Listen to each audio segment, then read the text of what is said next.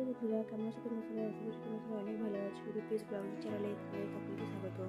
আজ আমি তোমাদেরকে বানিয়ে দেখাবো এই লেবু দিয়ে তৈরি করা একটি সুন্দর সাবান।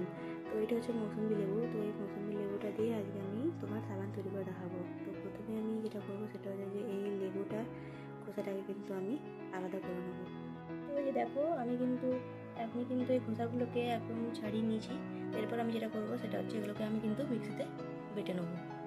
তো এই দেখো, আমি কিন্তু মিক্সিতে লেবুটাকে একদম পেস্ট করে নিয়েছি। এবার আমি যেটা করবো সেটা হচ্ছে যে এই পাত্রটাতে আমি কিন্তু লেবুর রসটা ছেঁকে রেখে দেবো।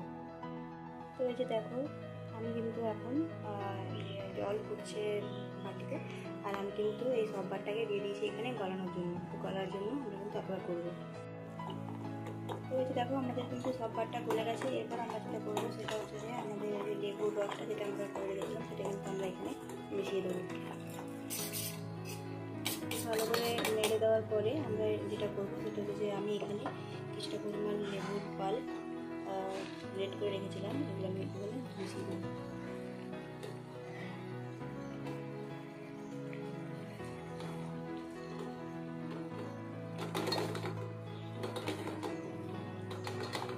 এরপর আমি যেটা করবো সেটা গ্যাসটা কিন্তু আমি বন্ধ করে দেবো। তো এরপর দেখো, আমি যেটা করবো সেটা হচ্ছে যে এই যে মিশ্রণটাকে আমি কিন্তু এটাকে একটা বাটির মধ্যে, এই বাটিটার মধ্যে আমি কিন্তু খুব ভালো করে ঢেলে নেবো।